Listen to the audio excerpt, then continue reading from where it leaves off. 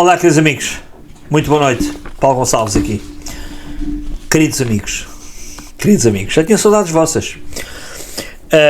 Antes de mais, deixem-me fazer aqui um desabafo. Eu era para ter vindo aqui ontem gravar um vídeo. Porquê? Porque eu ando há 3 dias, desde que me morreu lá aquele que Deus, ou seja, quem for, o tenha lá, ele deve estar junto das 72 virgens, não é? Portanto, agora está bem, está junto das 72 virgens. O Kameni, eu comecei a ler ignomínias e estupidez e ignorância nas redes sociais. E já era para ter vindo aqui. Só que ontem o sol aqui, eu sou como os lagartos, não sou do Sporting, é? Aliás, também já não sou de nada. Do Sporting já me basta o meu filho que me dá cabo da cabeça. Eu sou um democrata desportivo, pronto. Mas sou do Benfica, então a gente sabe, mas não. Aliás, cada vez menos. Agora, quando vi o Mourinho nos últimos dias a defender os interesses dele e não do clube, e a ser globalista e do lado por causa de uma boca a um tipo, já está a entrar no axioma global dos interesses dos milhões dele para a família dele e do racismo e do rasgo que o parte. Eu cada vez, olha, uma coisa é assim, é natural. Eu já cada vez estava mais cansado de futebol, que era uma coisa que eu amava, porque eu fui criado no meio, nascido no meio, quem me conhece já contei essa história, e agora estou cada vez mais saturado. Portanto, é um bom processo, tenho tanto livro para ler, e 90 minutos de um jogo, o que a gente consegue absorver de páginas de livros, portanto, e de conhecimento, porque a gente do livro já não se lembra, do jogo a gente esquece. Essa é uma coisa que eu gostaria de partilhar convosco, é que nós temos memória muito curta. O povo tem uma memória muito curta. Eu dou-vos 2 exemplos. Já lá vamos aos exemplos. E ontem, já agora queria falar desses exemplos, mas eu estou a vir aqui hoje com alguma dificuldade. Não me quero arrastar, mas vão ter que levar comigo, não me levem a mal, porque eu estou aqui, são 1h55 da manhã. Eu já devia estar neste momento, acho que estou a trabalhar a esta hora, até lá longo pela noite, mas a fazer outras coisas. Ou até talvez a dormir, só que eu vim para aqui, eram 10 da noite, gravei um vídeo que até me arrastei de 1h30 e o tema é o Irão, Irão, os que lá estão, não é? Irão, ou iremos todos à conta do Irão, ou talvez não, que eu creio que não, e claro que não, mas vim para aqui e pus-me a gravar, só que eu sou bem distraído, isso depois de ter feito a sopa, não é? Para a semana toda, e pus-me a gravar e de repente alonguei-me. Sei tanto que este vídeo vai ser dividido em 2, porque senão vocês não me suportam. É que este vídeo o tema é muito longo, e é a minha praia, não levem a mal. A minha praia quer dizer que é uma zona que eu me estendo muito, estudo, compreendo, entendo, de uma forma lógica, de uma forma consensual daqueles que pensam, porque aos que não pensam, aos que compram o pensamento dos outros, não é? O zapping, as redes sociais, isso é fácil. E gravei. Quando eu terminei o vídeo, fiz stop. Sabem o que é que aconteceu ao fim de 1h30? Se calhar foi o universo a dizer que sim, que vocês não o iam ouvir. O computador não me assumiu, estava a memória do computador cheia, tive até agora, tenho aqui um livrinho em que eu tenho aqui é o meu livro de informática, que é este, em que eu tenho páginas em que eu tenho ali como é que eu vou limpar o disco, aquelas coisas. Eu fui ali, tive meia hora a limpar o disco. Porquê? Porque não tinha memória, porque como gravo vídeos muito fortes aqui, isto é um programa que é o Filmora, a gente conhece, e depois, olha, estava a memória cheia, e é frustrante, ao fim de 1h30, a gente a gravar um vídeo, vai para o guardar, para poder publicar, e não pode guardá-lo. Tive 1h30 a falar para o boneco. E eu sou daquelas pessoas que é assim, os momentos difíceis da vida é aquilo que nos define, ou não é? Concorda comigo? É nos momentos difíceis que a gente se define, e para mim foi um momento difícil, 1h30 a gravar um vídeo para a rapaziada, que eu não gravei ontem, e agora venho aqui gravar, e ao fim de 1h30 não consigo gravar. Será o universo a dizer-me para eu estar calado? Eu recebo muitos sinais, mas não, é nos momentos difíceis que a gente se define, e quando nós desistimos desses momentos, quando nós desistimos dos momentos difíceis, deixamos de ser o que somos e o caráter que nos define. E baseado nisso, não, vou gravar outra vez. E estou a gravar aqui outra vez. Portanto, vão ter que levar comigo. E o que é que eu estava a falar? Porque ontem fica um amigo em casa e o sol, eu sou como os lagartos, quando aparece o sol eu vou logo para a rua. Peixinho, um bom vinho verde, que recomendo a todos, porque os bons vinhos devem-se beber, os maus devem-se deitar para o lixo, ou guardá-los em coleção, como já disse várias vezes. E acabei por não o fazer e fica com remorso, porque eu quando não faço uma coisa fico com remorso de não fazer. E remorso é bom, é arrependimento, e arrependimento leva-nos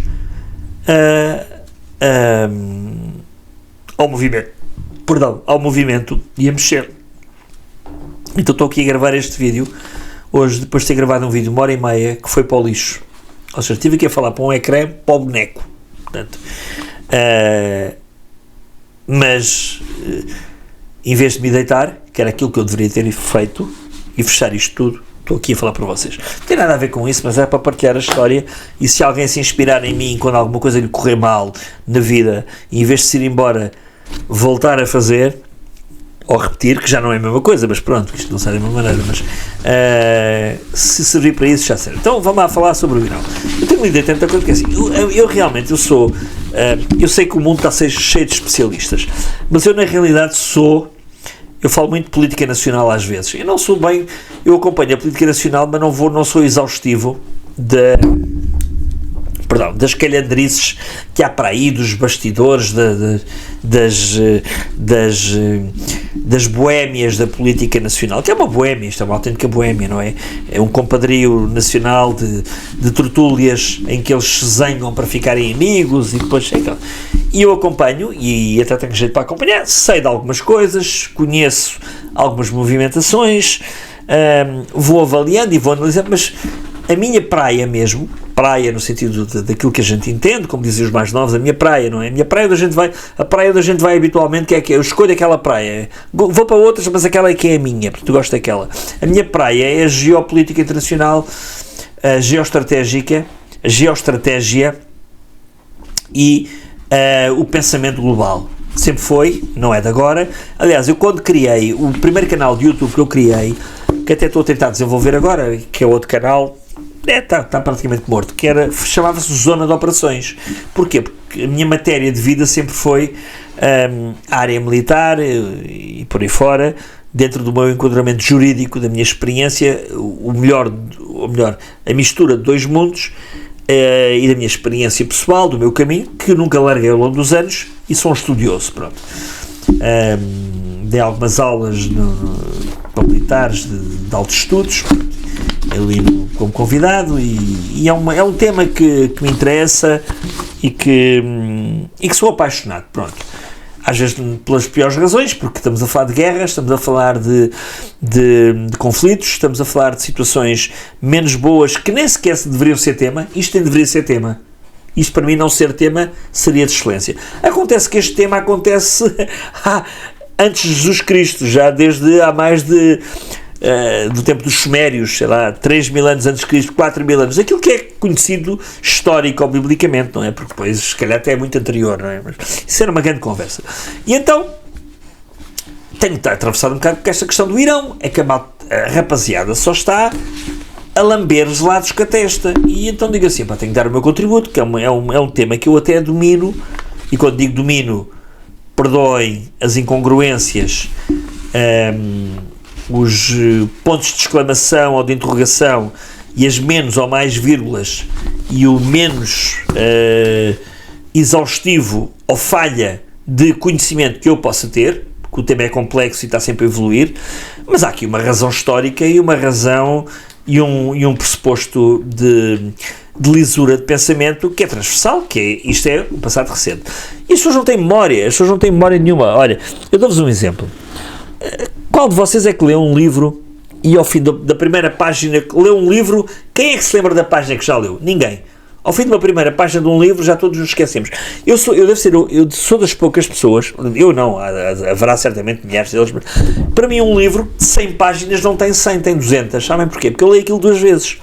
É que basta-me chegar ao meio do livro e haver uma frase que aquilo me toca, mas para eu ficar com aquele contexto e com aquele conceito, eu volto a ler novamente, eu leio 2 vezes a mesma página.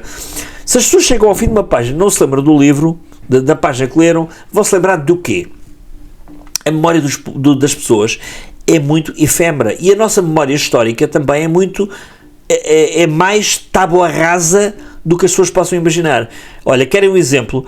Eu no sábado passado, só para terminar, para entrarmos aqui no tema, já vamos entrar no tema, está bem? No sábado passado, mas é importante, tudo isto é importante, para quem conseguir entender, obviamente, a mensagem dentro da mensagem. Eu no sábado passado fui a uma aula de cycling, que eu faço cycling, eu faço muito desporto, estou velhote, mas faço, pronto. Aqui no ginásio ao pé de mim, e do meu lado esquerdo, que são bicicletas alinhadas, estava uma pessoa, um senhor, um rapaz com 45 anos, portanto 45 anos, e estava uma rapariga, posso dizer em Portugal, no Brasil é que não, então, portanto, brasileiros estejam a ouvir, estamos em Portugal, a gramática é nossa, não é? E eu falo com o antigo acordo, antes de 2000, ortográfico. Porque um fato é de vestir e um facto é uma situação. É apenas aqui um detalhe. Eu começo a falar e depois vou por aqui fora, não é? Enfim. Tenho que me conter. Eu sei que me tenho que conter. Mas olha, quem quiser ler aí postcads e indivíduos que escrevem para jornais, vão para outro canal, que isto não é a vossa praia. Portanto, eu aqui vou andando e vou fluindo. Está bem? Ok, vou andando e vou fluindo. O que eu falo está aqui com os apontamentos para nada. Mas estava no ginásio com uma rapariga do meu lado direito. Portanto, teve o rapaz do lado esquerdo, 45, e a rapariga deve ter pai 42, 43, portanto, ela tem uma filha quase a idade da minha, que a minha já veio um bocadinho tarde, portanto, e deve ter essa idade. E eu, para estar ali entretido no ginásio, pego no telemóvel, e costumo ter uns vídeos meto lá em cima da bicicleta com imagens de ciclistas, para me inspirar. E meti o Alpe d'Huez. Alpe d'Huez é uma montanha em França, que por acaso, eu já lá fiz esqui várias vezes. Aquilo, pouca gente sabe, é que aquilo no inverno é uma pista de esqui. Uma pista preta, para quem já fez esqui, uma pista preta de vida. E no verão é uma das etapas mais importantes de montanha da Volta à França. E quem é que aquilo me traz à memória, que eu me lembro? Joaquim Agostinho. Porque o Joaquim Agostinho ganhou a etapa do Alpe d'Huez, que era a etapa rainha da montanha, várias vezes na Volta à França. E ficou conhecido por isso. Não é? O cavalo ali de Torres Vedras, não é? E eu perguntei, olha, meti a imagem, isso é o quê? Eu meti o vídeo a passar em cima da bicicleta e quem estava do meu lado esquerdo viu, quem estava do meu lado direito também viu. Eu disse, olha, Alpe d'Huez, Alpe d'Huez é o quê? Olha, uma montanha em França, ali numa estância lá, umas zonas, lá Mongi, ali nos Pirineus franceses. Mas olha, o Joaquim Agostinho ganhou muitas vezes esta etapa. E tanto o rapaz do lado esquerdo como a rapariga do lado direito não sabiam quem era Joaquim Agostinho. Joaquim Agostinho foi só para o ciclismo, como o Eusébio teve para o futebol, ou como o Damas teve para as balizas, pronto, ou como o Jardel teve para os golos, que é para ninguém se ofender, está bem? Para tocarmos aqui em toda a gente dos clubes. Portanto, ninguém sabia, os dois não sabiam. Estamos a falar de pessoas com 10 anos de diferença da minha idade, nem isso, até menos. As pessoas têm memória curta, as pessoas leem a página de um livro, chegam ao fim da página e já não se lembram. Agora imagina isto com a história, com o sentido histórico.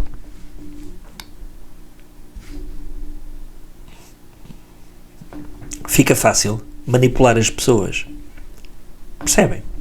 Fica fácil criar história. Olha, dou-vos um exemplo, não é que seja importante, mas os manuais do ensino, estou-me a lembrar agora, os manuais do ensino secundário, de há 2 ou 3 anos atrás, dizem que, e não sei porque é que foram falar naquilo, não havia necessidade daquilo, até porque e politicamente não era relevante para claro que eu percebo o que é que eles quiseram fazer, estão a doutrinar jovens para o futuro. Vieram dizer que o André Ventura, os manuais de história, O André Ventura é de um partido chamado Chega, que é de um partido de extrema-direita, fascista, e é o líder desse partido. E os manuais da escola ensinam isto aos nossos filhos, na escola. Agora não sei se sim, estava lá. Eu tenho guardado, eu comprei os manuais de propósito para os guardar aqui em casa, tenho aí alguns, não que os meus filhos andassem nessa altura de escola já não andavam, mas guardei. Portanto, é para verem o que é que os jovens vão guardar para o futuro de memória. Isto é verdade? Claro que não. Mas há tanta mentira na história. A história é construída consoante a necessidade do homem, da sua intervenção e do seu instante. Vamos lá ver quanto tempo é que eu levo aqui. Pronto, 15 minutos. E pronto, isto para dizer o quê? O Irão é um tema que me interessa. Estou a beber um café frio. Pronto, fui buscar um café ali à cozinha. Não importa, pronto. Até sabe bem. Tem um bocadinho de mel.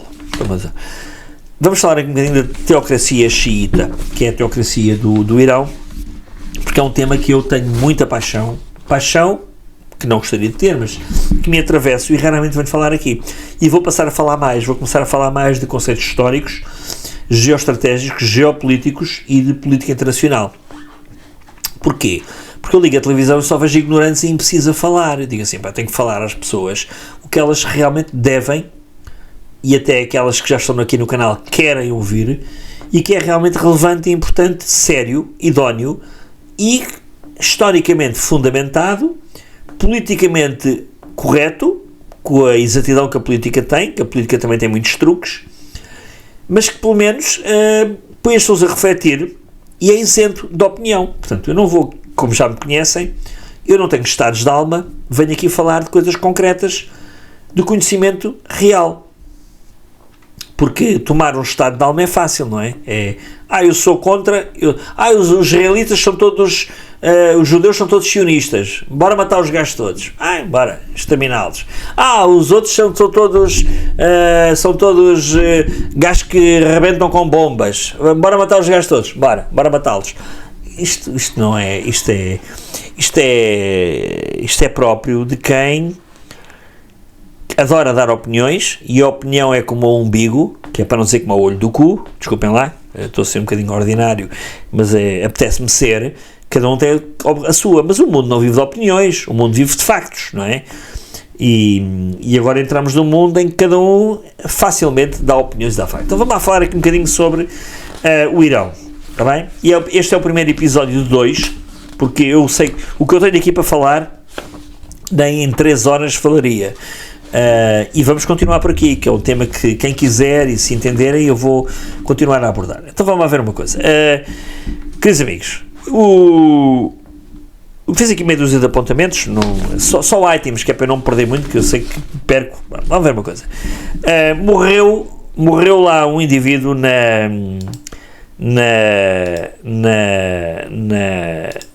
no Irão, não foi? Acho que morreu para lá um gajo qualquer, não é? Eu sei que foi o Khamenei, pronto. Então, morreu. E então, vamos ver uma coisa.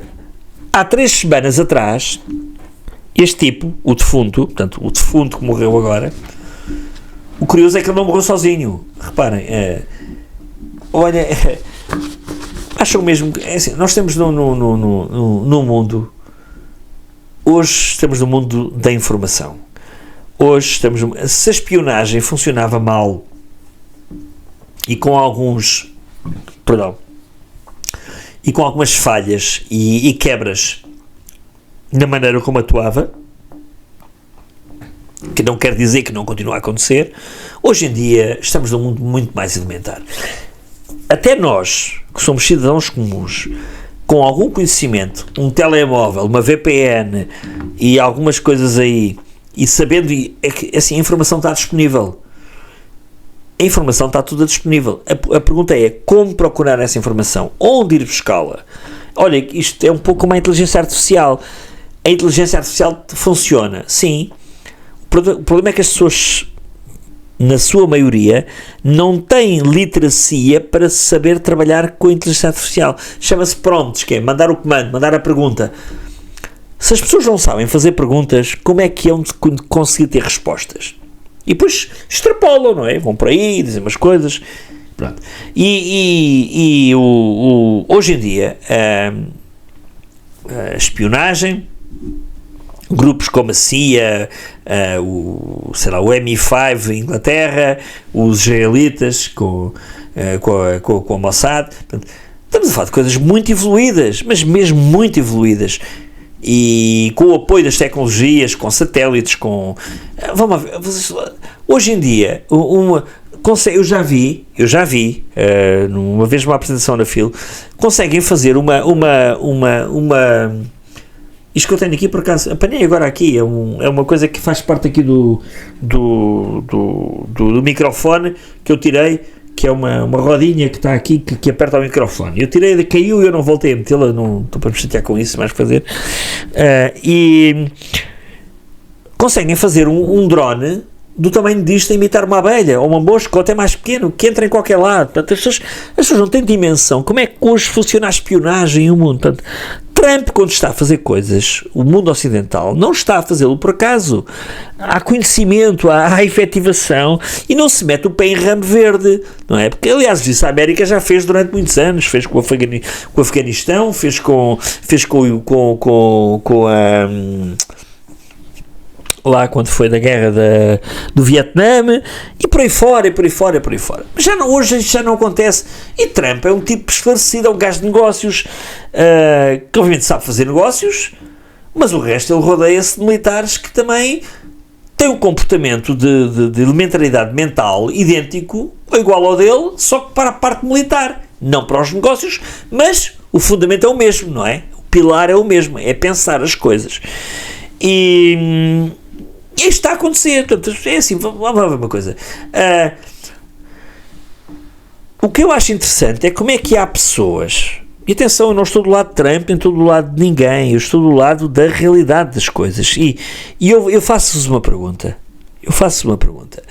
há 3 semanas atrás, eu já comecei há pouco a dizer isto, depois interrompi, há 3 semanas atrás, o Khamenei, portanto, o defunto, eu vou-lhe chamar o defunto, pode ser, eu gosto de chamar-lhe o defunto, que está muito bem assim, defunto que deve estar feliz lá, com as 72 virgens, não é? Porque eles quando vão para o céu deles, têm 72 virgens disponíveis, portanto, eles trabalham aqui na Terra, nem se importam de morrer e de suicidarem-se, em nome de depois terem 72 virgens no futuro. Portanto, quem nunca leu o Alcorão, faço que o faça, que é para perceber aquilo que eu estou a dizer. Portanto, este mesmo defunto, há 3 semanas atrás, 3 ou um mês e meio, mandou-me metralhar e manifesta em pessoas, em público. Há metralhadora, toda a gente viu, até os canais mais inclusivos da nova ordem mundial aqui em Portugal, a CNN, o Now, aquelas merdas, todos, ao fim e ao cabo todos, a própria RTP, tiveram que mostrar aquilo, que aquilo era demasiado escandaloso e dava demasiada audiência para não poderem mostrar, e mostraram, e foi verdade. Portanto, as milícias organizadas que iam à casa das pessoas matá-las, porque elas tinham ido à manifestação, foram identificadas na manifestação, os gajos foram lá à casa e mataram nas milícias. Portanto, estamos a falar de povos onde um sistema organizado de poder centralizado com milícias e alguém que é pago para receber, para defender um regime ou um sistema ou uma ideia. Como os mercenários, por exemplo, é a mesma coisa, milícias, mercenários. Portanto, este mesmo governo ou desgoverno do Irão mandou matar estes protestantes através de uma coisa que eles têm, que é a Guarda Revolucionária, que neste momento eu creio e fontes o dizem que é quem está a mandar no Irão. Portanto, eu sei que há muita gente que veio dizer, mas o Khamenei já estava com um cancro, estava com 86 anos, isto foi uma forma de criar um mártir para... Eu estou farto de teorias da conspiração, estou farto de gente que lambe os lados com a testa. É cansativo, porque está bem, o homem podia estar nesse ponto, podia estar velho, podia já não decidir nada, mas ele comprou a Guarda Revolucionária, e a Guarda Revolucionária, que é quem está a mandar. E o que é uma Guarda Revolucionária? Uma Guarda Revolucionária não defende o país, uma Guarda Revolucionária defende um regime, ou defende internamente a defesa de um país. Eu dou-vos um exemplo. Os Estados Unidos se calhar pouca gente sabe isto, mas olha, é uma área que é a minha zona de operações, que é a área militar. Os Estados Unidos têm as suas forças armadas, por exemplo, tem a Marinha, dentro da Marinha tem os fuzileiros, depois tem a Força Aérea, tem o Exército, aquilo depois é muito disparo, porque tanto nos Estados Unidos, tanto Exército como Marinha, como que tem aviões, é complexo. Mas pronto, tem estes 3 ramos. Mas tem uma coisa chamada Guarda Nacional. O que é a Guarda Nacional nos Estados Unidos? Os Estados Unidos são um Estado federado. Ao ser um Estado federado, a Federação dos Estados Unidos, não é? Que tem o governo em Washington DC, DC quer dizer District Center, portanto o Distrito Central dos Estados Unidos, não é depois de Cristo, como muita gente pensa, sim, District Center, por aí. Esta Guarda Nacional defende a Federação dos Estados Unidos, coisa que a Europa nunca irá ter. O Jean Monnet, a ideia está morta e é impossível haver uma Federação Europeia, cada vez mais. Tirem daí o cavalinho da chuva, desculpem lá abranger isso e a expressão. O que é que esta Guarda Nacional defende? Os que têm também aviões, têm caças de última geração, 6ª geração, F-35, F-22, tem tudo. Defende os Estados Unidos em caso de conflito interno, ou seja, atua dentro dos Estados Unidos, não fora dos Estados Unidos. Mas claro, de uma forma pacífica. Ainda agora se viu quando foi os conflitos creio que foi em Chicago, por causa dos Black Matters, aquelas coisas. A Guarda Nacional avançou, ou seja, o Trump mandou para lá a Guarda Nacional, depois os governadores, que é como se fossem os primeiros-ministros, ficam zangados porque o governo central está a atuar e tal, com toda a razão naquele caso, mas pronto, enfim, aí vamos a uma questão de opinião. E o Irão tem quem está a tomar conta do Irão neste momento é a Guarda Revolucionária, ou o Exército Revolucionário. E defende o quê? Não defende o Irão de ataques exteriores. Também defende, claro que sim, porque querem manter a hegemonia deles e o poder. Defende o Irão de internamente haver fações, porque o Irão está carregado, está cravejado de fações. Não é? O Irão está cravejado de povos que não têm terra. São culturas ancestrais como os judeus também são, sem território. Por isso é que eles odeiam tanto os judeus. É que os judeus conseguiram território, coisa que eles não conseguiram. Foi-lhe atribuído. Sim, senhora, foi, tudo bem. Mas há que perceber isto. Portanto, esta retórica que nos é dada do Irão é que quem neste momento manda no Irão já não são os ayatollahs, e a morte deste Khamenei é uma boa morte, não me levem a mal, porque é o fim de um regime, talvez seja o fim do regime dos ayatollahs, talvez, que é um poder teocrático, não é? Portanto, um poder, neste caso, um teocratismo xiita, não sunita, que são as duas formas muçulmanas que há de leitura e de atuação da religião. Há mais, mas estas são as principais. E o que está a acontecer é que, portanto, as pessoas pensam, mas o gajo era um boneco. Não, era um boneco, até podia ser um boneco, mas eu recordo que, e outra coisa, quando alguém fala aqui, mas Paulo, vai haver uma terceira guerra mundial. Não vai haver terceira guerra mundial nenhuma. A terceira guerra mundial já está a acontecer há muito tempo, já aconteceu há muito tempo, e as pessoas têm uma memória muito, muito curta. Lembram-se como é que eu comecei este vídeo? Vocês lembram-se quando em 2020, no primeiro mandato de Trump, o general, como é que ele se chamava? Soleimani, acho que era Soleimani, foi atacado cirurgicamente e foi à viola. Quem é que era o general Soleimani? O general Soleimani era o chefe do exército revolucionário do Irão. Quem é quem manda no Irão? E não era apenas o chefe do exército, era o número 2 do regime. Portanto, alguém com muita importância, muita preponderância, e que não era apenas o chefe do exército revolucionário. E estava cheio de mordomias, ele e os outros generais todos, por parte dos ayatollahs, porque não é o ayatollah, é eleito por outros ayatollahs, como ao Papa no Vaticano, não é? Embora com outras variáveis. O Papa é os cardeais, ali são os ayatollahs. Por uma comparação, para quem não entende muito disto. E Soleimani foi... E não houve nenhuma guerra mundial. Como não houve nenhuma guerra mundial, nem Putin se meteu à conversa, isso é outra história, quando agora na Síria, e a Rússia tem muitos interesses ali no Médio Oriente, no Oriente Médio, quando os Estados Unidos meteram lá aquelas bombocas, mísseis na Síria, e destituíram o indivíduo que lá estava, que depois também voou, que era o chefe da revolução, que era um assassino, que passou a ser um político, um diplomata. Mas a política faz assim. Olha o caso da Venezuela. E é assim que se mudam regimes hoje em dia. Não é com bombas a toda a hora, não é com guerras perpétuas. É com dizer assim, olha, ficas aí quietinho, agora ficas tu aí, para não haver uma guerra civil interna, e agora nós vamos mandar nisto, e vais seguindo as orientações, desenvolves o teu povo democraticamente, até vamos para umas eleições no futuro. Nós servimos também do país em termos de recursos naturais, porque não há almoços grátis, mas mudamos um regime, mudamos um sistema e as coisas vão evoluindo. É isto que está a acontecer e sempre aconteceu. As guerras hoje não são iguais. Quando há uma guerra mundial, não vai acontecer guerra mundial nenhuma, a guerra mundial já está a acontecer, pontualmente. Aliás, em vários países que nós nem sabemos ao longo do dia. Dou-vos um exemplo, sei lá, portanto, as atuações que estão a acontecer, sei lá, ainda ontem, antes de ontem, o Paquistão declarou guerra ao Afeganistão. Acho que foi isso, sim. O Paquistão é uma potência tem armas nucleares, como a Índia tem armas nucleares, como a Coreia do Norte tem armas nucleares, mas...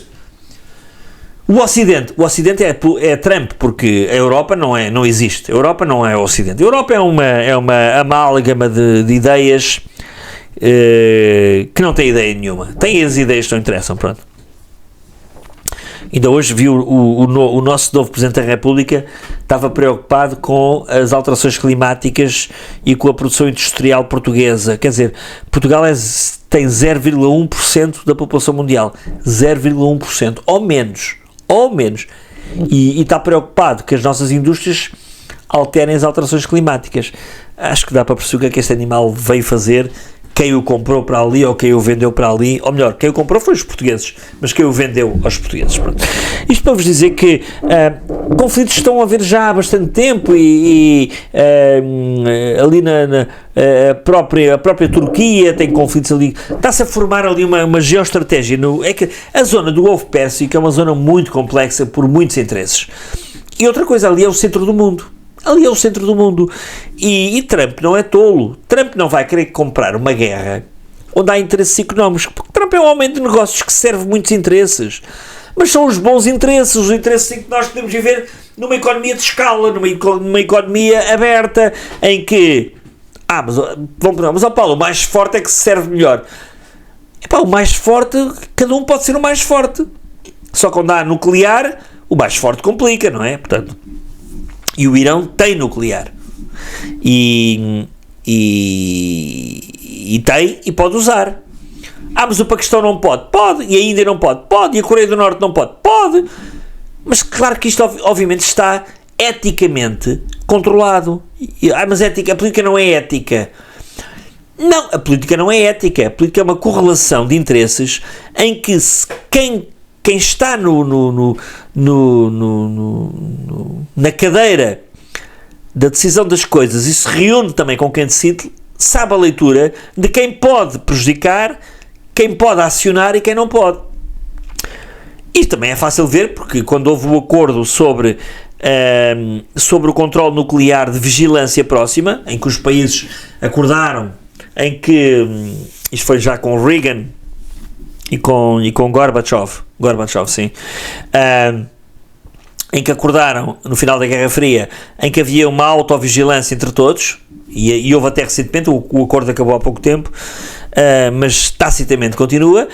Aliás, o Zelensky aproveitou-se disso para destruir alguns bombardeiros russos que estavam expostos na pista. Porquê? Porque há uma vigilância de satélites comuns, em que quem tem armamento nuclear e aderiu a esse pacto controla-se uns aos outros, que é uma forma de dominar sem fazer. É um critério de quem tem o poder e quem tem a maldade de poder fazer agressão ao próximo de forma dura, de forma consequente e com resultados sem retorno, que é o caso nuclear, e eles assinaram um acordo em que se controlavam uns aos outros. Pronto. O pacto nuclear. E o Irão nunca entrou nesse acordo. Nunca. Não permitiu sequer.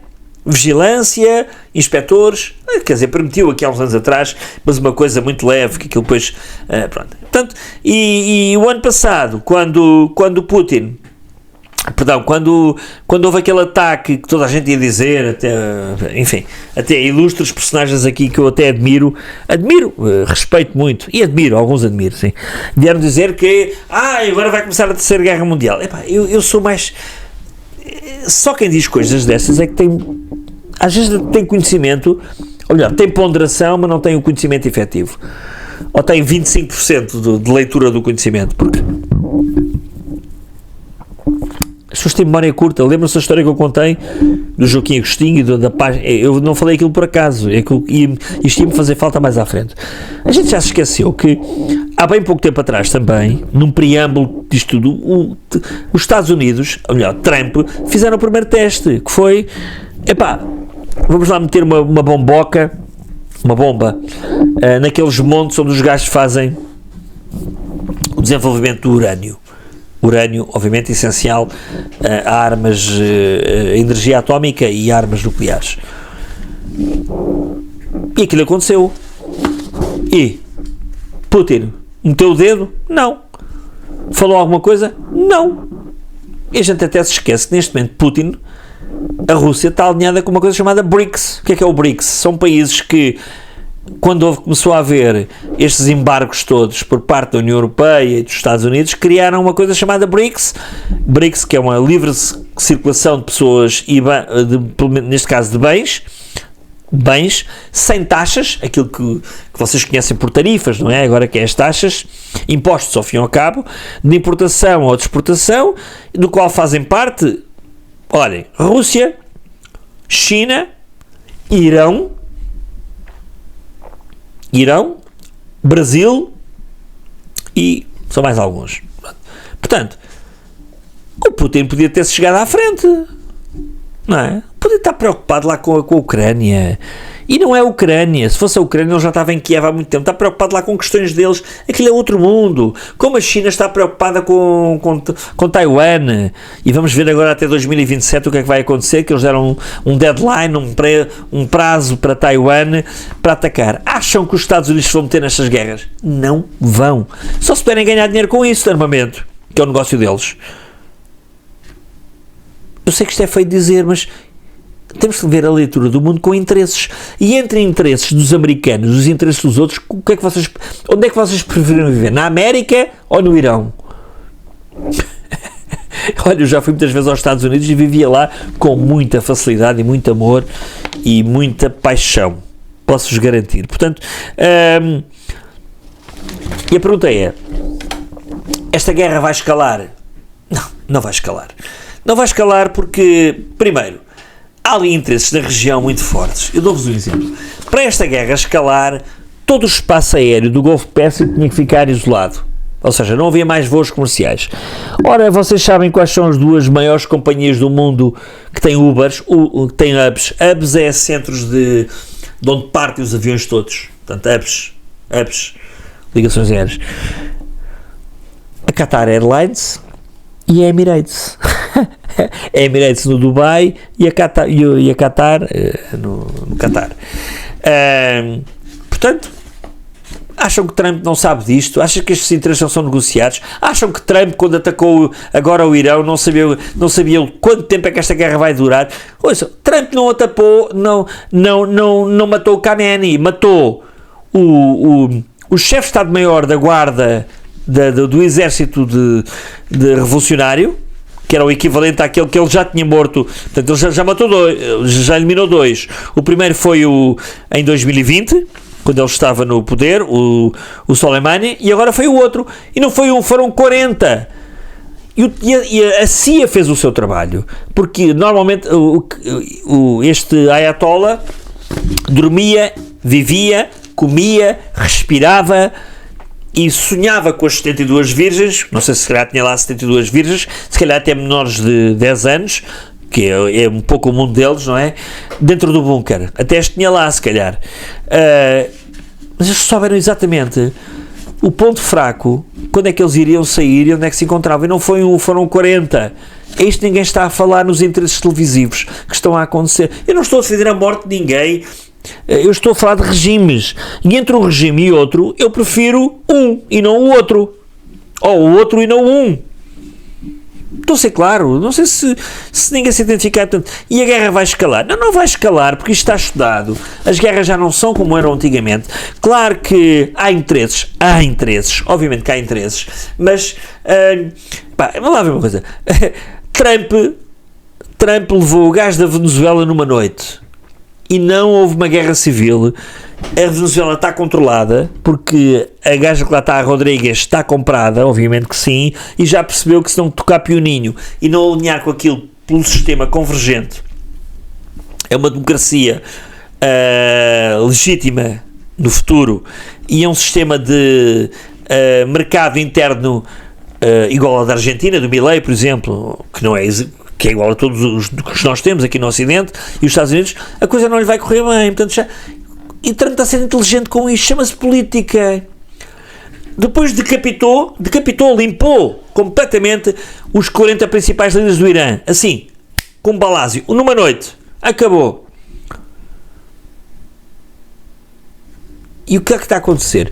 Os globalistas europeus, estes nossos líderes, estão a ver isto a acontecer e não estão a perceber o que é que está a acontecer e nem sequer conseguem assimilar. Eu imagino o Costa, as von der Leyen, os Macrons, devem dizer assim, como é que é possível? Isto é demasiado rápido para a nossa cabeça, isto para a nossa tola, espera aí um bocadinho. Enquanto a Europa está preocupada com se o tabuleiro de xadrez é transgénero ou tem identidade de género, Trump pega e se a torre, ou se o rei vai virar rainha e a rainha vai virar rei e vão fazer uma operação ao sexo, o Trump resolve as merdas em 3 tempos, que ele é um gajo de decisões. Gosta-se? Não interessa. Não se gosta? Também não interessa. Eu prefiro alguém que decide do que alguém que diz ni e que fica ali entre a margem sul e a margem norte a lavar os tomates no Tejo e não sabe o que é que há de fazer. Portanto, repara-me, isto é assim, não há regimes perfeitos, não há decisões perfeitas, há decisões. E a pergunta é, você que está, de que lado é que a gente quer estar da história? Eu quero estar do lado de quem toma decisões. E do lado de quem toma decisões e não anda a arrebentar bombas dentro de um colete num metro da minha cidade e a albergar terroristas, não é? O Hezbollah, o Daesh, ainda do ISIS também, que eles eram contra o ISIS, mas também não albergavam alguns. Quer dizer, há que ter aqui alguma noção de história do que é que acontece. Porque, quer dizer, estado de alma, quer dizer, de repente, os gajos que metem bombas passam a ser bons porque os americanos os atacaram. Portanto, vamos ver uma coisa, estamos aqui com décadas e décadas de jogos diplomáticos que estão a ser esquecidos por maior parte das pessoas. Há aqui muita diplomacia também. Por trás de uma guerra há sempre muita diplomacia. E depois há aqui, porque assim, as pessoas esquecem que o povo... Trump, eu digo Trump, o sistema, neste momento, o regime, mediu o pulso, as pessoas mediu o pulso ao Irão. Porquê? Vamos ver uma coisa. Não se ganha uma guerra, é impossível ganhar uma guerra com porta-aviões, com os melhores caças do mundo, até com a Guerra das Estrelas, com lasers de satélites. É impossível. Mas, Paulo, como é que se ganha uma guerra? Não é assim que se faz uma guerra? Mas isso é o preâmbulo da guerra. Isso é o mediatismo da guerra. Isso é o que interrompe um sistema. Mas depois, internamente, tem que haver um trabalho feito junto já das comunidades, neste caso, do Irão, do exército revolucionário, generais comprados, sistema de alguma forma alinhado. Por isso é que o Trump já disse que estão todos perdoados se quiserem ir embora podem ir à vontade, ainda levam dinheiro para largar o país e o regime, e é assim que acontece nas ditaduras. Perdão. Nas ditaduras sempre foi. Isto faz parte, não é bonito, não é.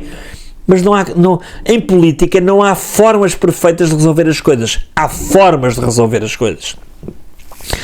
E isto internamente tem que haver apoio, porque senão não se consegue. E o apoio é massivo da população, o que neste caso o Irão é impossível, porque percebemos agora, e as pessoas têm memória curta, que eu disse há pouco, quando houve as manifestações na rua, que o povo se sentiu à vontade para ir para a rua, as mulheres tiraram aquilo da fronha, as raparigas vestiram-se como ocidentais, foram para a rua, até meteram batom nos lábios, e o que é que aconteceu? Exterminados na praça pública, metralhadoras, e depois foram para casa, foram identificados, e foram a casa matá-los, mais de 30 mil mortos. Portanto, as pessoas têm medo, porque há um exército revolucionário, com milícias pagas, e um exército muito bem pago. Exército, generais. Os generais é que mandam, estão bem pagos, fazem o trabalho sujo deles. Isto é igual em qualquer regime. Em qualquer regime é assim que funciona. Portanto, não é só com recursos externos de aviação e de estruturas bélicas fortes que os Estados Unidos têm que isto se resolve, não é? E outra coisa, agora vieram para aí dizer que os porta-aviões estavam a arder e as casas... Não está nada. Os Estados Unidos têm 2 porta-aviões neste momento estacionados ali no Golfo do Índico, em frente a Israel. Tem o Abraham Lincoln e depois tem o maior deles todos, que é o Gerald Ford, e que está com problemas nas casas de banho. Realmente está com problemas nas casas de banho. Aquilo tem cerca de 650 casas de banho, e houve ali um erro de tato, porque quiseram fazer aquele porta-aviões que tem 5 mil homens lá dentro. Isto é só uma parte, é uma curiosidade. Tem 5 mil homens lá dentro, e modernizaram o porta-aviões, que é o mais recente, e em vez de fazerem a casa de banho com limpeza química, portanto química, que é limpeza química, que é uns produtos que a gente faz as necessidades, aquilo quimicamente limpa, fizeram aquilo por vácuo, que é o sistema moderno, que é igual aos navios de cruzeiro. Claro que aquela merda avariou toda, desculpem lá a expressão, e agora aquilo tem que ser reparado no estaleiro naval. E estamos a falar de homens que estão neste momento no mar há cerca de 11 meses, quando o tempo operacional de psicológico e de consistência de capacidade de um navio são 6 meses de um porta-aviões. 6 meses. Estes estão há 11 meses no mar. Portanto, mas não é por aí. O Abraham Lincoln, acho que vem para a rede social dizer que levaram como não ardeu nada, não houve míssil nenhum, está tudo intacto. Portanto, deixem lá, ainda hoje confirmei isso. Portanto, não vão por aí. As pessoas são tão... Quando a gente quer vender uma narrativa, é uma coisa extraordinária. Pronto, então é assim. Bom, o Khamenei morreu. Eu diria, meus caros amigos, um assassino morto é um bom assassino. Não volta a cometer crimes. Pronto. Claro que isto não para aqui, ele era apenas uma montra, não era apenas uma identidade de um país, porque assim, vamos ver, o Irão tem várias seitas. Aqueles povos ali não são como nós. Eu vou-vos dar um exemplo. Nós portugueses podemos até ser de direita e de esquerda, mas se a Espanha nos atacar, passamos a ser todos de Portugal. Concordam? Eu acho que sim, pelo menos português de bem é assim. Bem, agora já nem sei. Pronto. Mas ali não é difícil gerir aqueles são tribos de milhões de pessoas, muito ancestrais, com uma longevidade histórica. São tribos que nunca tiveram território e que se agregaram em países. É assim que é feito o Oriente Médio, ou o Médio Oriente, e a maior parte deles. Portanto, mas o direito internacional, e agora falo eu como homem de direito, pergunta-me assim, mas o direito internacional não está a ser respeitado. Qual direito internacional? Onde é que é o direito? O que é o direito internacional? Mas as Nações Unidas... Quais Nações Unidas? Para já as Nações Unidas ninguém lhes passou nenhuma carta de autoridade ou de outorguia para regulamentar ou legislar o direito internacional. O direito internacional não existe. O direito internacional é o respeito mútuo entre os povos, dentro do bom senso e dos acordos internacionais que vão tendo entre si, que podem ser respeitados ou não, senão não havia guerras. Portanto, Portanto, nós estamos a ver um mundo distópico no caso do direito internacional. Portanto, não é só os Estados Unidos, não é a Rússia com a Ucrânia, não é a China agora com Taiwan, não é a Venezuela, não é o Irão, não é Israel. Ninguém no mundo está a obedecer a direito internacional nenhum, simplesmente uma coisa muito simples. É que o direito internacional, neste momento, é uma figura de estilo. Claro que interessa para quando alguém quer vender uma narrativa. Olha um exemplo, por exemplo, quando o Ruanda, vou lembrar, o Ruanda invadiu o Congo, onde é que estava o direito internacional? Alguém falou alguma coisa? Não, porque não interessava. O que é o Ruanda e o Congo? Quer dizer, até o direito internacional é só importante quando é de coisas estruturais grandes, quando é países pequenos não interessa, não é? Portanto, olha, quando estou-me a lembrar quando o Azerbaijão, disse bem, Azerbaijão, atacou a Arménia. Quer dizer, há muito tempo que o direito internacional não funciona e não opera dentro dessas regras, se é que algum dia operou. E também, eu já falei sobre isso várias vezes, o direito internacional é uma coisa muito frágil. E uma coisa frágil vive do quê? Instabilidade, não é? Vive de uma competição, rivalidade entre ideias, entre pressupostos, e torna-se ainda mais frágil, obviamente, quando estamos em momentos de transição de uma ordem global internacional como nós estamos a viver. É que Trump veio romper aqui um sistema de uma ordem global que estavam a querer impor-nos, não é? Globalista, globaloide, wokeista, enfim, dos grandes grupos que nós conhecemos que vão mandando nesta coisa toda. E que já estamos a viver há algum tempo, já estamos a viver há alguns anos, e estamos a chegar cada vez mais, como é óbvio, para quem está mais atento, a esse ponto de transição. Em outras palavras, uma grande guerra e um grande conflito mundial não vai acontecer. Vai-nos afetar agora, olha, o preço do petróleo, o gasóleo vai aumentar se calhar uns 30 ou 40 cêntimos, porque o preço do barril vai aumentar para uns $10, porque ali aquela coisa no Estreito de Oman está complicada, mas depois passa. Isto é tudo volátil. Agora não imaginem missas aqui, não vão comprar papel higiênico à pressa, não vão comprar água, assim, não, tenham calma, porque isto sempre aconteceu, só que o mediatismo das notícias tem que vender, e agora esta é a grande guerra que está a acontecer. Portanto, estas transições de ordem internacional não acontecem na paz, obviamente que não, elas acontecem com caos, acontecem com desordem. Nada acontece. Por exemplo, os meus filhos só cresceram cá em casa quando eu lhes enfiei umas chapadas, os deixei de castigo, e deixei umas chapadas, ainda vem cá a CPCJ à casa, já foi há muitos anos, umas chapadas, ainda hoje às vezes me dá vontade, umas chapadas na cara, e os pus de castigo e os corrigi. E o mundo é a mesma coisa, o mundo só cresce no caos, na desordem, e quando há colapso, quando há guerras, quando há, pandemias, também fazem parte, são inventadas, depois os povos engolem, com quebras económicas. Portanto, nós estamos a chegar perto deste momento, já estamos nesse momento há muito tempo, e é óbvio que o direito internacional não funciona. Como é que querem que o direito internacional funcione aqui? Portanto, isto é como tentar que meter um chinês, um inglês, um espanhol, fala de vários idiomas. O português não. Sim, o português também pode ser uma língua, somos a 8ª língua mais falada no mundo. Então, a falarem numa sala ao mesmo tempo, sem nenhum conhecer a língua um do outro e a entenderem-se para chegarem a um acordo. Não é possível. Se não souberem a mesma língua, como é que eles vão conseguir? Sem um tradutor, como é que vão conseguir? Então o mundo precisa de um tradutor. O que é um tradutor? Um tradutor é alguém que tem força e impõe a ordem. É o que está a acontecer com os Estados Unidos, num caso, e noutros casos com outros, e é assim que funciona o direito internacional. Portanto, e esta discussão é uma discussão que não tem qualquer cabimento, portanto, não tem contexto. Creio que já passámos desse ponto, e quem não percebe isso e não entende está fora do jogo. Portanto, o Irão, não quero falar hoje sobre o Irão, é um tema que eu irei abordar mais tarde. Já vos disse que ia passar aqui o episódio 2, amanhã, se tiver tempo para isso. Mas o Irão é um país. Há que entender o que é o Irão. Esta é uma área que eu aqui me atravesso. O Irão é um país multiétnico. Vamos ver uma coisa. O Irão tem... Vamos lá ver uma coisa. não existe um número aliás, ninguém sabe quantas etnias é que tem o Irão. Por isso é que a força domina. Quando a gente tem muitas coisas, por exemplo, os Estados Unidos são o que são porquê? Olha, vamos a um exemplo. Os Estados Unidos são várias etnias, não é?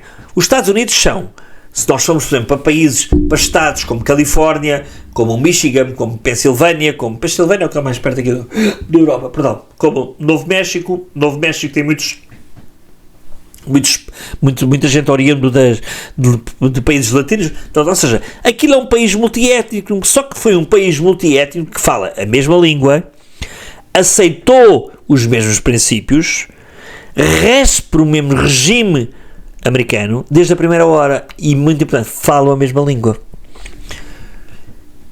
e criaram um sentido de América, Estados Unidos. Europa, isto nunca vai acontecer, é impossível. A ideia de Jean Monnet, que eu já falei várias vezes, que é um clássico, aliás é o pai disto tudo, não é? O ex-ministro das Finanças francês, que deu origem ou melhor, que começou esta coisa da União Europeia, depois da União Europeia não, CEE, Comunidade Económica Europeia, que derivou da União, aquela União do Aço e do Ferro, quando foi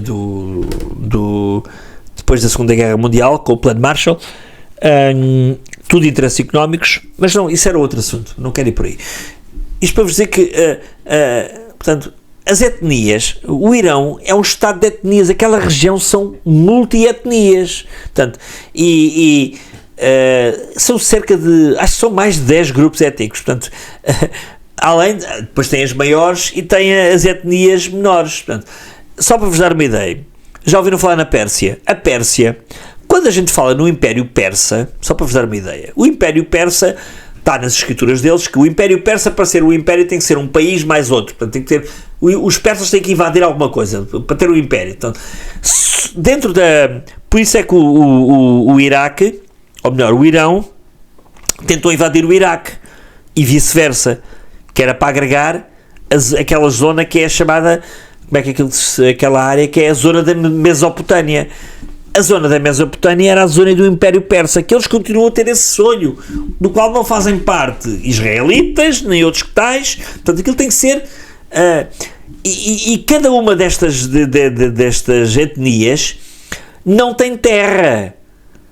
No caso do Irão, por exemplo, os persas são o grupo dominante. Eu até fiz aqui um apontamento com as percentagens, se não se importam, vou buscar aqui, fiz aqui um apontamento com as percentagens. No caso dos persas, do Irão, cerca de 60%, até mais, são persas. Portanto, os persas é uma etnia que vão à história e vejam, aliás há um filme sobre isso que é, acho que é o Dune, vejam na televisão, sobre o antigo Império Persa, o primeiro. Depois há os azeris, ou seja, que são azerbaijanos iranianos, aliás, este ayatollah que morreu agora é azeri. O Khamenei era azeri, e o azeri representa apenas 20%, nem tanto, sei lá, 18% a 20% das etnias do Irão. Portanto, tinham um ayatollah que até era uma minoria dentro do Irão.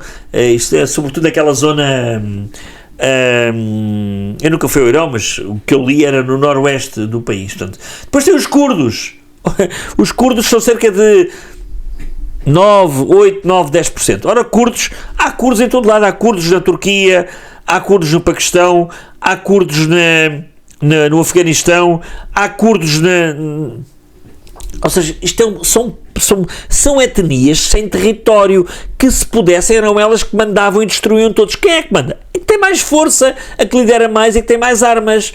Depois há os árabes iranianos, não é? Que os árabes, isto não são povos árabes, não são povos, os árabes são outra coisa, não é? Portanto, cá mais para baixo, são cerca de 2 a 3%, depois há por aí mais, há os, sei lá, tinha aqui, olha, como é que se chamava? Por acaso não escrevi aqui, é que eu pus, mas é uns que vem da Turquia, como é que eles se chamam? Tem origem naquele, turcomenos. os turcomenos, quer dizer, isto é uma coisa que assim, a Turquia agora está a tomar uma posição, neste momento está-se a criar ali no Oriente Médio, onde há países europeus que não são bem Europa, mas são Europa a nível político, institucional e geográfico. Geografia. O que é a geografia? A geografia é o que a gente mete no mapa e traça um risco, não é? O caso da Grécia. A Grécia está-se a alinhar ali com países que não estão alinhados com a Turquia, que se está a alinhar com outros países, e a Grécia e a Turquia são eternos inimigos. Quer dizer, isto não é fácil de falar. Depois há outros grupos, que é os arménios, os assírios, os judeus iranianos, que são outros judeus, e ainda há outros, que este eu tinha que guardar, que é os ciganos, que é uma raça que é os Dom. Não tem significado, mas pronto. Portanto, isto é complexo falar naquela religião, sem se falar com autoridade. E as pessoas vêm para aí, falam e comentam e não sabem o que é que vão para aí dizer. Portanto, estamos a falar de, como eu referi, cerca de 8 a 10 etnias principais. E depois mais de uma meia dúzia, talvez, de minorias menores. Portanto, no total, não é preciso ser um antropólogo para dizer isto, estamos a falar de 15 grupos diferentes étnicos dentro do Irão. Dentro do Irão. Como é que se gera isto? Com força, com autoridade, com teocracia, que já não é teocracia, porque quem manda neste momento no Irão não são os ayatollahs, é o exército revolucionário, a quem os ayatollahs faz muitos favores e devem ter todos os generais casas em Paris, em Londres, milhões de dólares e de milhões para o resto dos filhos, e é isto que tem que ser politicamente gerido pelos Estados Unidos para garantir uma mudança de regime do país. Os aviões, os porta-aviões, os mísseis são importantes? São, mas não são o suficiente. Tem que haver internamente uma gestão do regime que está a acontecer. E o que é que estava a acontecer aqui? Vocês esquecem-se de uma coisa muito importante. Quando aconteceu agora, recentemente, este ataque ao Irão, em que limparam os 40... É que não limparam o Khamenei, limparam os 40 principais gestores lá, diretores lá do condomínio. Estou a brincar, lá do condomínio lá da coisa. Aquilo foi cirúrgico. Aquilo é um trabalho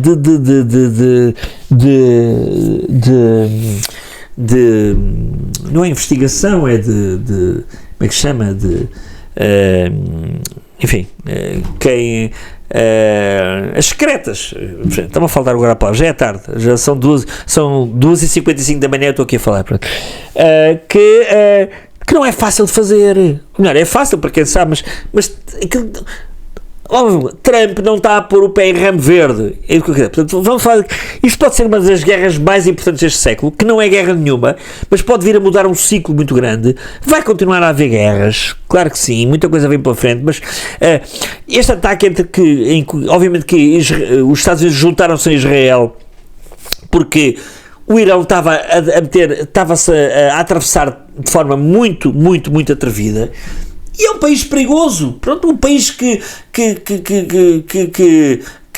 dá guarida a terroristas, aos grupos terroristas, os alimenta economicamente, os financia em armamento.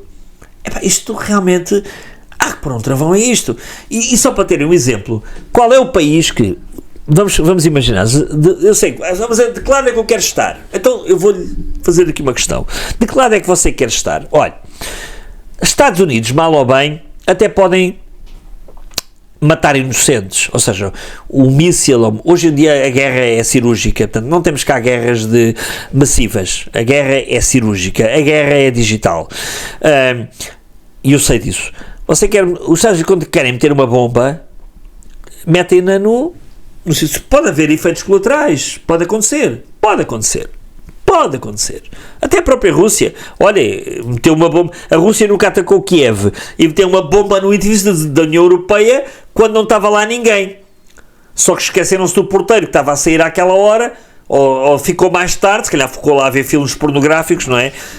Porque tinha internet grátis, estou a brincar, e morreu, pronto, coitado do homem, pronto. Portanto, mas meteu lá em Kiev, cirurgicamente os russos foram lá, não atacaram o gabinete do Zelensky, não atacaram o ministério, atacaram o edifício das Nações Unidas, da União Europeia. Porquê? Porque o Costa tinha lá ido no dia anterior, mas a Van der Leyen, isto foi aqui há 2 anos, 1 ano e meio, fazer o que não devia fazer e dizer o que não devia dizer. Então, olha, toma lá o recado, está aqui o recado, pronto. Portanto, hoje em dia, quando um míssil é metido, é cirúrgico, aquilo é cirúrgico. E pode acontecer haver efeitos colaterais e haver danos colaterais. Não aqueles que vocês veem nas televisões, que é sempre as vítimas de... Não, isso é outra narrativa. Também pode acontecer, mas vendem uma coisa por um preço inflacionado em relação àquilo que ele realmente é. Mas o que é que o Irão fez agora, depois do primeiro ataque? Sabe o que é que fez? O recado ao Ocidente. Meteu um míssil no hotel no Dubai, e meteu outro míssil no hotel da Arábia Saudita. Ou seja, nem se preocupou. Toma lá, inocentes. Se por acaso acho que não houve vítimas, não sei se houve. Não houve, creio que não. Mas tomem lá. Portanto, isto é de alguém que tem disciplina estratégica e política que nós possamos confiar de alguma maneira? Não. Tem armas? Tem. Os americanos também têm. Tem, mas eu confio nas armas dos americanos, porque essas não me vão matar de certeza, enquanto houver bom senso no mundo e, obviamente, que defende os interesses deles, económicos. Isso é óbvio, não é? Portanto, quem acompanha a geopolítica sabia que isto que aconteceu agora com o Irão podia acontecer a qualquer momento. Portanto, não é nada de novo, basta olhar um bocadinho para trás. Eu já estava a acompanhar isto há algum tempo e era normal. Portanto, mas há aqui algo que é muito, que eu acabei de dizer, que é muito mais importante que o ataque em si. É a resposta do Irão, como eu acabei de dizer, e a resposta mostra uma coisa muito clara, que é um facto, que é: o Irão não está a tentar evitar a guerra e está disposto a escalá-la. Esta é a parte interessante. Pois pode estar disposto, só que eu não acredito, nesta altura, e depois do que vimos até agora, isto já vem de Trump desde o primeiro mandato, quando matou o general Soleimani, que Trump esteja a atrever-se aqui a meter pé em ramo verde. Já disse isto várias vezes, esta frase hoje, mas pronto, mas ela é utilizável, perante algo que ele não sabe qual é a consequência.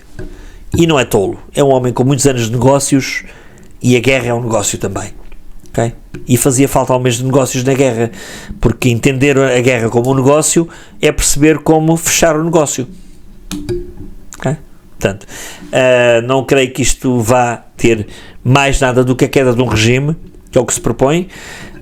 O atual regime do Irão existe desde a Revolução Islâmica, que foi em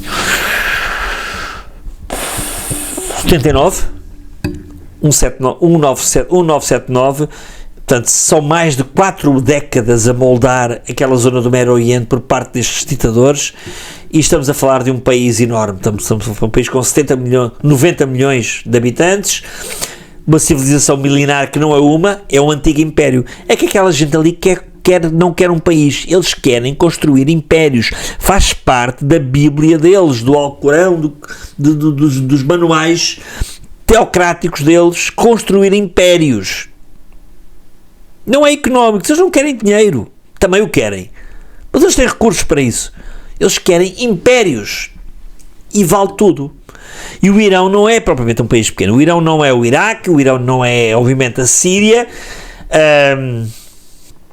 Olha, dava aqui um bom tempo a falar sobre a guerra do Irão-Iraque de 2003, a segunda guerra do Iraque. Podemos falar um dia sobre isso.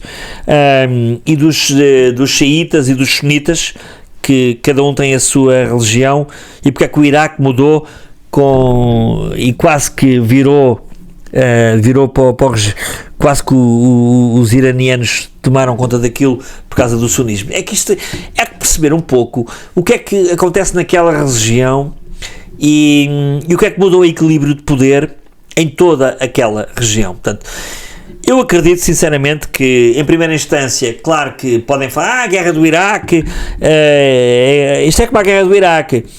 Na altura o Bush foi lá à procura de armas nucleares que não existiam, e agora o Trump está à procura de armas nucleares que também não existem. Não sei se é verdade ou se é mentira. Sei que o Irão tem armas nucleares, e uma coisa é certa: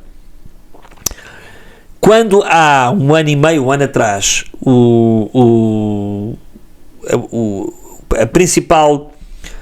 O principal laboratório, vamos chamar laboratório, ou estrutura de desenvolvimento no Irão, foi destruído pelos americanos, em que o Putin não meteu o bedelho, nem vai meter, não meteu nem mete.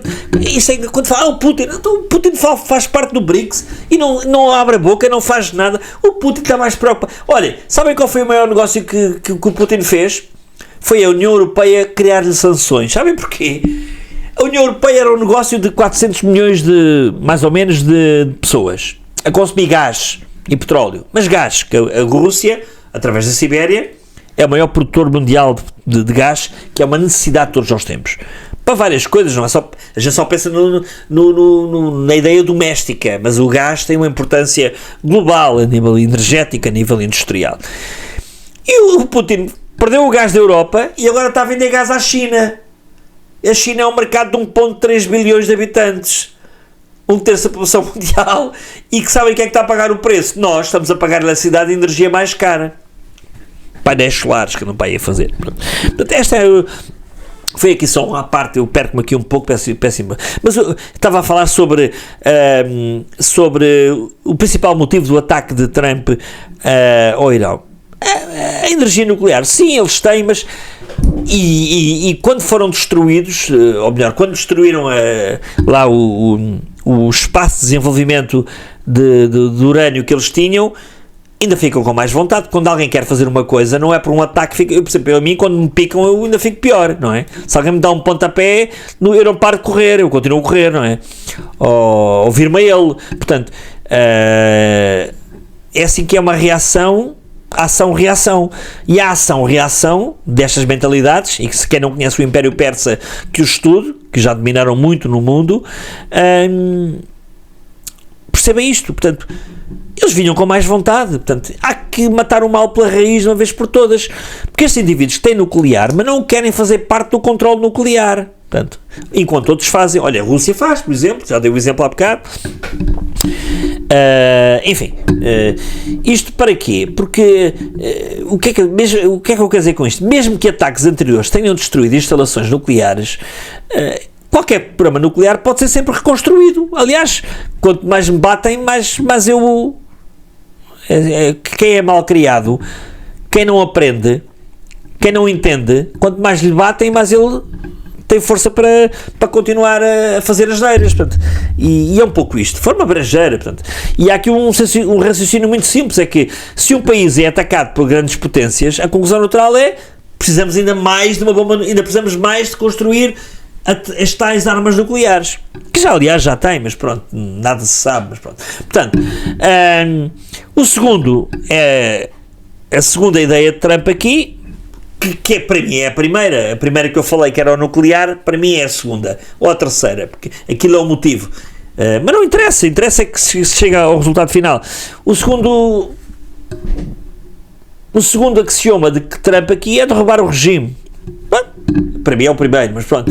Mas é mais profundo, é aqui uma mudança de regime efetiva, em que, porquê? Porque o regime iraniano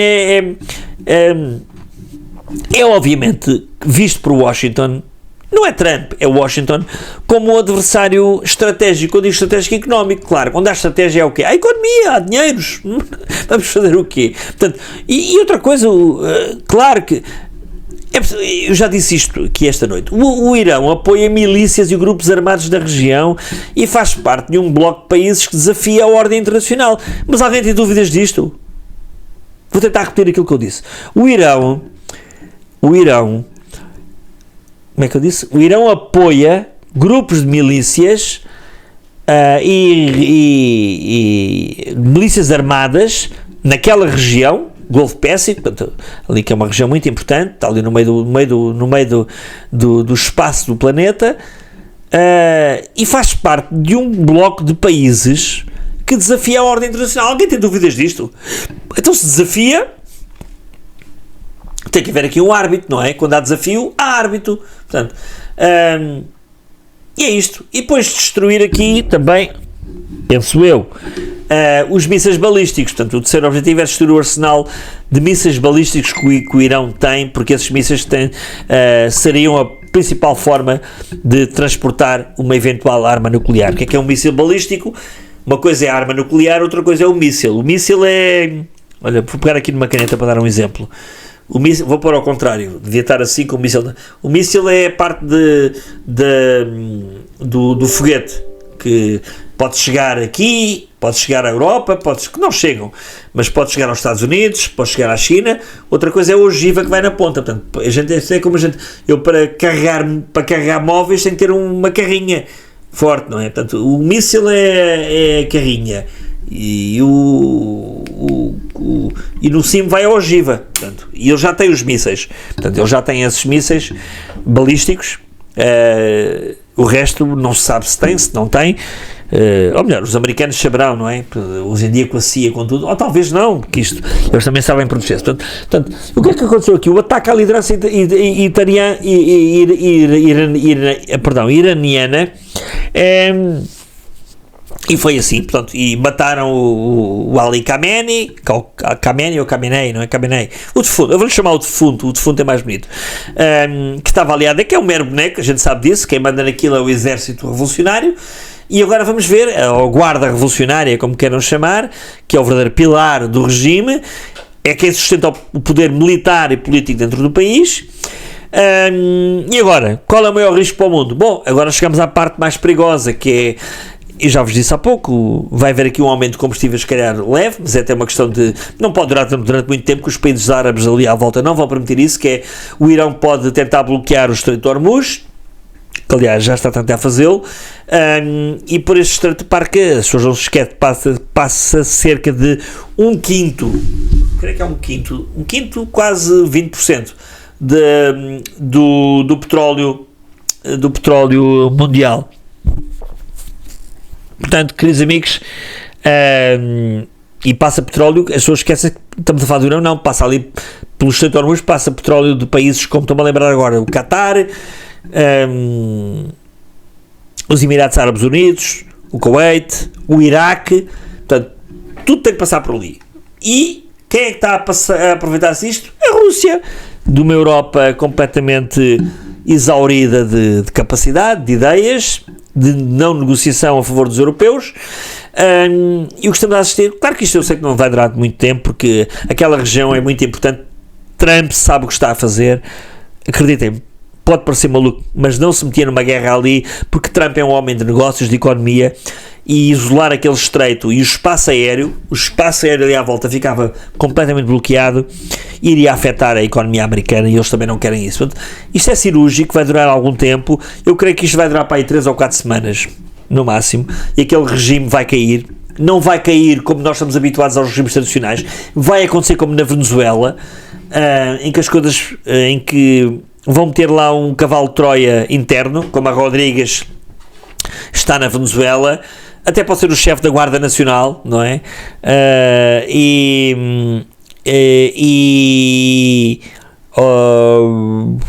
Da Guarda Revolucionária, peço desculpa, e é assim que vai acontecer. Portanto, as pessoas estão à espera de grandes acontecimentos, grandes bombas, grandes revoltas. Ei, o mundo vai acabar e vamos ficar sem água em casa e sem eletricidade. Nada disso. A guerra hoje em dia é outra. Isto é uma guerra regional, não é uma guerra... É uma guerra mundial, mas é regional. É mundialmente económica, mas é regional. E estamos a falar de uma mudança de regime que vai acontecer e claro que vai ter um choque global e com impacto na economia, na energia mundial, que nós vamos sofrer de alguma maneira, mas já estamos tão habituados a isso, já aconteceu tantas vezes, já aconteceu quando foi a guerra do Iraque, isto faz parte para os grandes lucrarem a nível de bolsa, a nível económico, mas e o mundo inteiro vai sofrer algumas consequências, mas isto é bom, porque vale a pena a gente pagar algum preço para ter coisas melhores a seguir e acabar com aquela ameaça que está ali, porque é uma ameaça, e eu vou-vos dizer o que é uma ameaça, eu vou-vos dar um exemplo do que é uma ameaça, para terminar aqui, que isto já vai longo, aqui no caso de Portugal, e para verem qual é a cultura desta gente, é que é preciso entender qual é a cultura desta gente.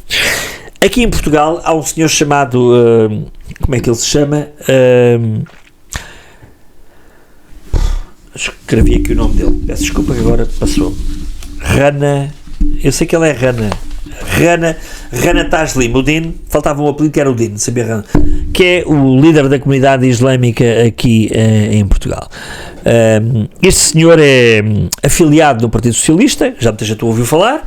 As televisões até fazem questão de o convidar como especialista, que é uma coisa, acho que é uma coisa interessantíssima, convidar a televisão portuguesa. E é o líder da comunidade do Bangladesh muçulmana aqui em Portugal. Ora, como nós sabemos, neste momento a lei portuguesa, tristemente,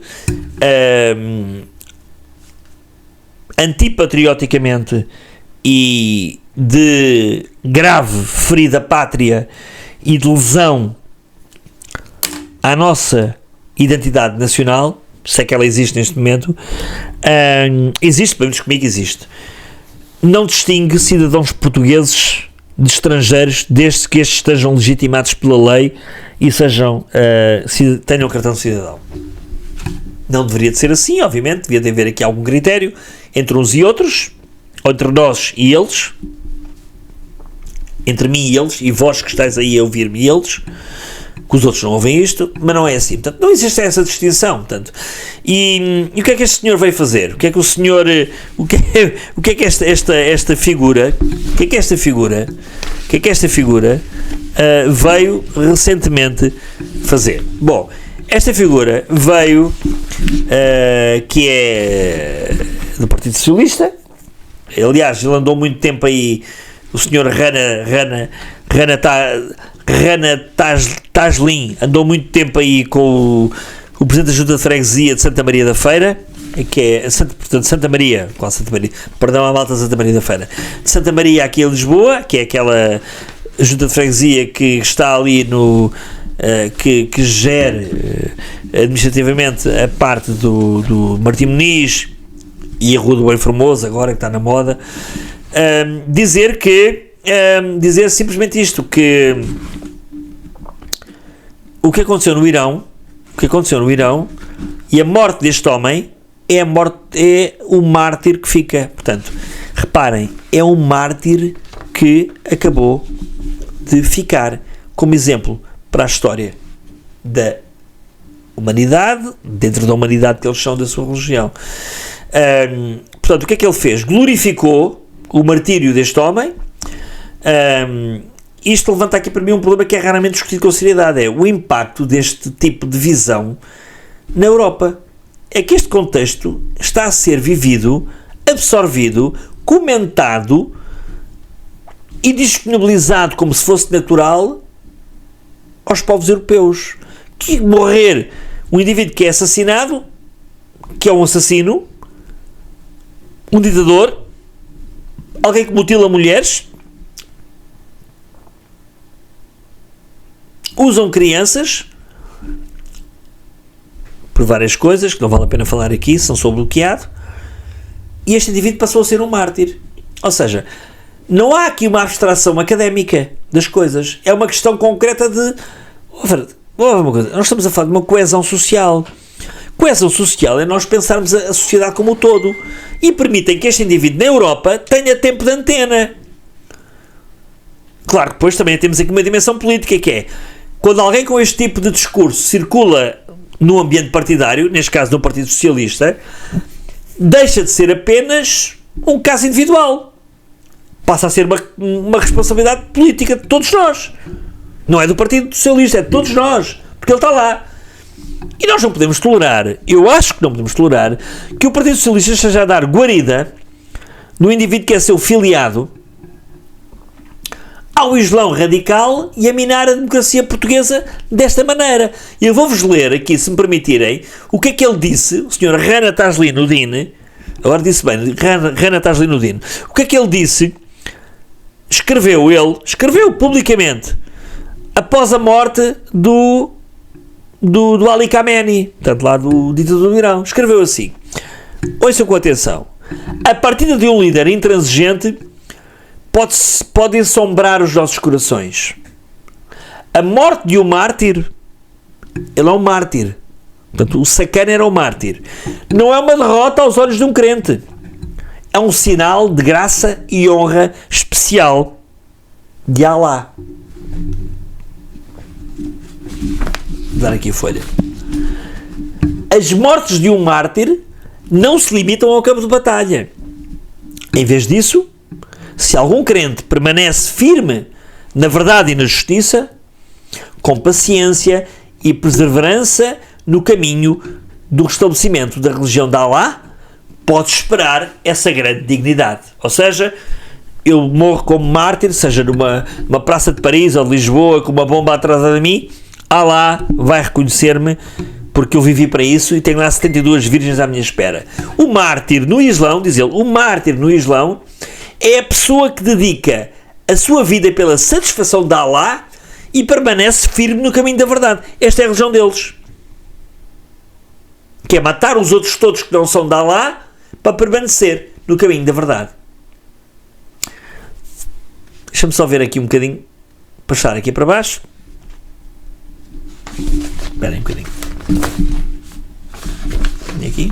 Está aqui. Portanto,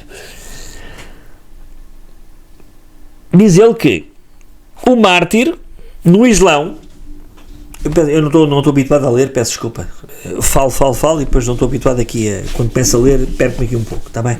Pronto.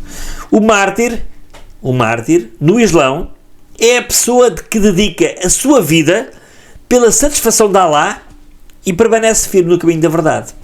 Portanto, a morte de mártires, a morte dos mártires, seja ele qual for, um homem-bomba, este que foi agora, tem o maior respeito aos olhos do Islão. Islão! Reparem, o que é que o Irão quer fazer? A República Islâmica. O grande Islão. Vê onde é que está o perigo. Mas é só interesses do petróleo. Também é! Mas se esses interesses nos servirem a nós para o futuro, para acabar com este pagode, desta invasão que estamos a sofrer, qual é o problema? Não há almoços grátis. E diz ainda aqui o nosso amigo, salve seja, esta é uma posição tão espiritual onde o servo obtém a misericórdia e o privilégio especial de Alá ultrapassar as limitações do mundo. Alcorão e Suná, diz ele, Alcorão e Suná, dizem que os mártires não estão mortos, eles estão vivos e são a provisão honrosa ao seu Senhor. E termina dizendo que a morte deste Ali Khomeini, esta partida entristece-nos, mas ao mesmo tempo inspira-nos a permanecermos firmes no caminho da verdade e permanecemos descomprometidos e a fazermos os nossos objetivos finais na vida com o prazer de Alá.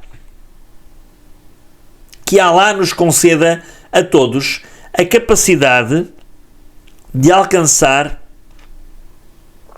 esta dignidade alta. Ouviram o que é que eu acabei de dizer? Sabem quem é que disse isto? Quem disse isto foi o Sr. Rana Taslin Udin, que é o líder filiado no PS, que vai às televisões da comunidade muçulmana em Portugal. Portanto, é uma questão de tempo até eles quererem instalar o seu Alcorão e o seu teocracismo. Há dúvidas em relação a isto? Portanto, entre o trabalho que Trump está a fazer, qual é o lado que vocês estão da história? Mal ou bem? Eu estou do lado certo da história. Cada um está do lado que quiser. Amanhã virei aqui falar, porque é um assunto importante, se me permitirem, sobre a guerra no Irão, de facto, e factos, o que é que isto proporcionou, um pouco o que é o comportamento das várias fações, das várias etnias naquela região. Eu podia falar já agora aqui a seguir, mas era mais uma hora de conversa e não quero estar aqui a fazê-lo, até porque já é tarde, são 13h22 da manhã, ainda estou aqui. Portanto, queridos amigos, espero ter dado aqui algum contributo para um Portugal mais desperto, está bem? Desculpem lá, sei que não foi uma conversa muito fluente, atrapalhei-me aqui um pouco, mas já estou cansado e isto falar assim a frio às vezes não é fácil, tive que gravar isto 2 vezes hoje. Bom, não interessa, já foi, já lá vai, toda a dificuldade traz uma oportunidade, e está feito.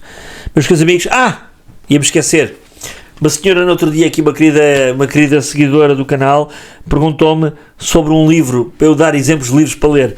Já que eu estou a falar de guerra hoje, lembrei-me, um livro muito pequenino, olha, isto é quase uma bíblia, chama-se Sun Tzu, um general chinês, chama-se A Arte da Guerra, e isto afinal não é um livro, é de pequenas alegorias de mensagens de aprendizagem. Vai-se lendo, não é para ler de uma vez. Quem quiser ler, eu li de uma vez a primeira vez, mas olha, só no preto tem que dizer: aquele que não se conhece a si mesmo, nem ao inimigo, aquele que não se conhece a si mesmo, nem ao inimigo, será derrotado em todas as batalhas. Eu acho que Trump, com a idade que tem e a experiência, conhece a si ao inimigo e não está maluco, como dizem, portanto, para ser derrotado. Mas pronto, já falámos sobre isso hoje. Este livro é muito interessante, Sun Tzu, A Arte da Guerra, está bem? É um livro de desenvolvimento, aliás, para mim é um livro de desenvolvimento pessoal. Tem aqui muita coisa que a gente pode usar na família, nos amigos, nos vizinhos, porque a arte da guerra está em todo lado, não é só nos porta-aviões, nos mísseis e por aí fora, não é? Está bem? Bom, desculpem lá hoje este vídeo mais longo, mas nem sequer terminei metade daquilo que eu queria dizer. Mas estava incomodado com tudo isto e queria dar aqui um recado. Pode ser que alguns daqueles imbecis que andam aí nas redes sociais, que são fundamentalistas das coisas, sem um mínimo de raciocínio, e usam a paixão que vai direto ao coração, e o coração está longe do cérebro, e os dois misturados é que funcionam bem, digo eu, possam talvez ver e ter outra interpretação das coisas, porque eu já não tenho paciência para responder pessoalmente a ninguém. Aqui no YouTube vou tentando responder às pessoas com muita amizade, com muito carinho e muito amor, porque até me faz bem a mim comunicar com gente de bem. Beijo a todos, muito boa noite, bem-ajam e desculpem esta minha prélica chata hoje, mas espero ter dado aqui uma visão diferente das coisas. Vamos continuar este assunto que ainda não terminou aqui. Beijo a todos, muito boa noite, meus amigos, por Portugal mais desperto. Um abraço no vosso coração.